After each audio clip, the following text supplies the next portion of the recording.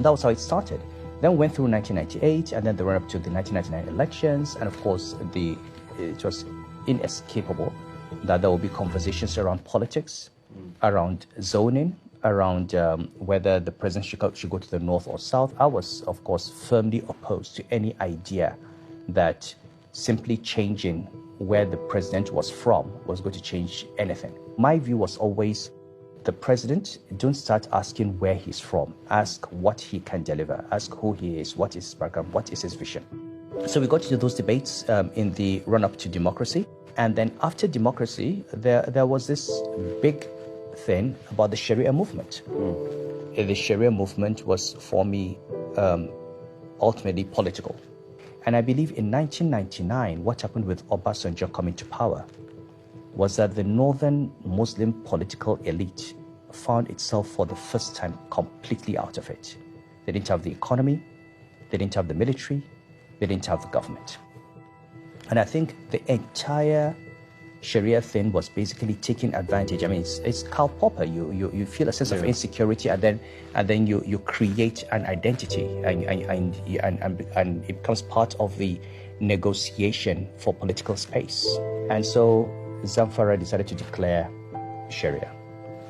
And what was really declaration of Sharia? In actual fact, it was nothing. It was just amending the Northern Nigerian Penal Code to introduce certain criminal punishments that had been taken out by the British. The Northern Nigerian Penal Code was always based on Islamic law. Many people don't know that. The Northern Nigerian Penal Code was brought by the British from the Sudan.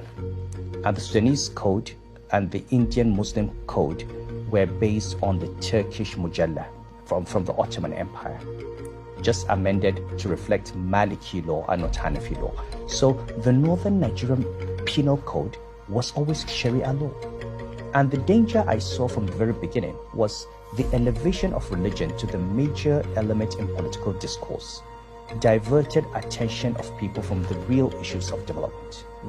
So governors who were supposed to provide development basically did not. Plus, many of the things that happened were actually a violation of Islamic law. And because I had a degree in Islamic law, I knew. And that's why I got involved in those debates. I criticized the amputation of the hand of a thief in Zamfara. I criticized the sentencing of women to death for adultery. And not because you cannot find those punishments in Islamic law, but because they were not being applied in line with the law. And so that became a major part of the book, the debates. And naturally, when you challenge that, in a time when everybody was passionate and emotional, every Muslim was happy that he had Sharia, you're going to have debates with scholars. Scholars came after me. Muslims came after me. I was almost declared an apostate, and I kept debating. And now, all the things I was saying at that time have turned out to be true. That's the North is paying the price. And now, in September, when I write my PhD, I'm doing a PhD in law, and I'm actually writing on the codification of Muslim family law as an instrument of social reform. And I'm using this Muslim code as a case study, and then comparing with the reforms in Morocco. So it's a subject that I've been engaged with and passionate about for decades, and it's something that I'm likely to remain engaged with for the rest of my life. All of this good work you've done, all of this advocacy ties around the economy of the nascent country we are in. And it ties around the economic ability, the social mobility, all of that conversation. The state of the Nigerian economy, I wouldn't forgive myself if I don't ask you about that. We're in a quagmire, we're deep in the dirt now as we speak. It looks as though with the state of the currency, the Naira, it has just been a gift that keeps giving since 1986 January. It's just been a slippery slope. What can we do? Okay, so let me give you an idea of when we look at numbers, how bad things are. If you look at the World Bank development indicators, in 1980, on a PPP basis, our per capita GDP was, I believe, $2,229. In 2014, it had risen to $3,099. a 50% rise. In 2019, our GDP per capita on a PPP basis was down to 2,180. No, it was 2,180 in 1980, 2,229 in 2019. Now, at this rate, by 2023, on a per capita basis, PPP, we will be back where we were in 1980. We have been set back 40 years. I mean, and you look at the fall. I mean, between 2014 and 2019, all the gains made in 35 years between 1980 and 2014 were wiped out. This is what tells you where we are, and these are numbers that are there.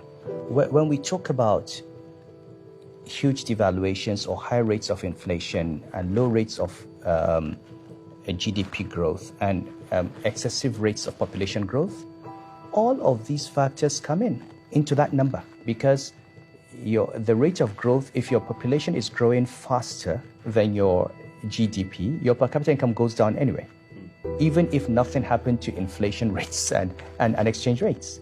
Now, when you compound that with high rates of inflation and high rates of devaluation, then on a dollar basis, the rate of collapse is huge. And that's what we've had in the last 5 years. We've had growth that has been outstripped by population growth. You've had inflation that's in the upper double digits, and you've had massive devaluation of the currency.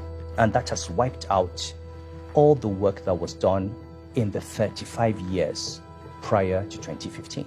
To my mind, we had decisions that should have been taken in 2015, 2016. They should have been taken actually much earlier. Remember, in 2011, we had this big debate over the removal of fuel subsidy. That has been a major problem. I have been screaming about this for over a decade. It's unsustainable. Even if this was all subsidy, you were subsidizing consumption.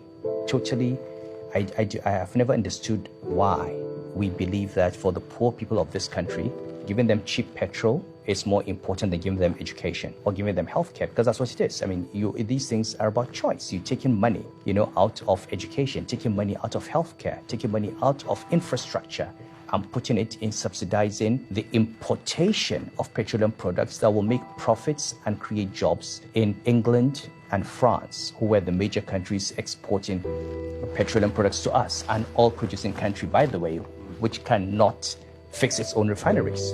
I believe that we had a great opportunity when we had a change in government to put this economy on reset. And I think most of my problems with politicians came from my saying out that we were not taking those steps and we were placing the country on the path to bankruptcy. So what happened? We spent, before COVID, before 2020, we spent 4 or 5 years paying out trillions as petroleum subsidy at a time when oil price was low and government revenue was low. Now, when you pay all those trillions, what happens? You've still got to pay salaries, you've still got to do your infrastructure, you've still got to spend money. And then you push in your debt limit. So you keep borrowing and you get to a point where 87% of your revenue, according to the World Bank, is being used to service debt, and it's still not enough. And then you put pressure on the central bank to print the money for you, to monetize the deficit, because the central bank cannot allow the government to collapse. But the reason the central bank has to fill the hole is because the government did not take the necessary but difficult political decision not to create that hole in the first place. But when the central bank monetizes the deficit, then you exert pressure on the exchange rate and on the rate of inflation. And then the decisions become even more impossible, because whereas you could have removed subsidy in 2015 and maybe be paying, 190 naira per litre? If you remove the subsidy today at current exchange rates, you may need to buy petrol at 380 or 400 naira per litre.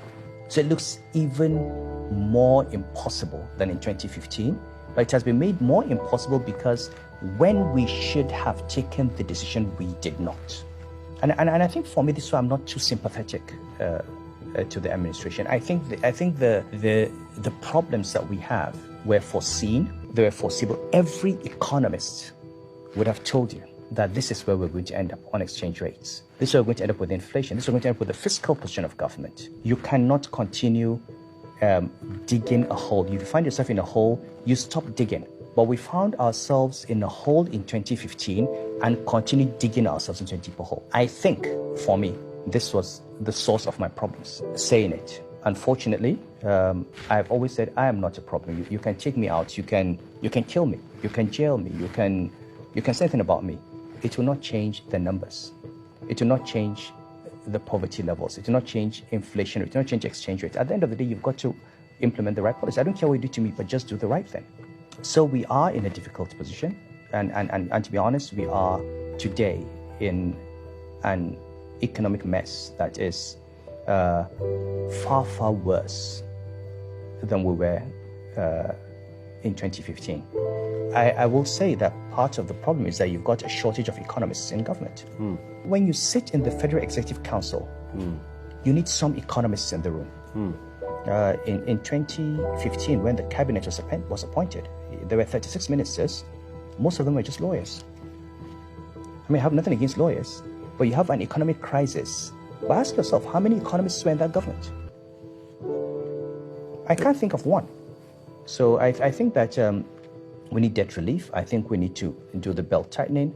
And I think we need to send out clear signals that we've got to have a strong fiscal position. I really feel sorry for the governor of Central Bank. I feel sorry for the Minister of Finance.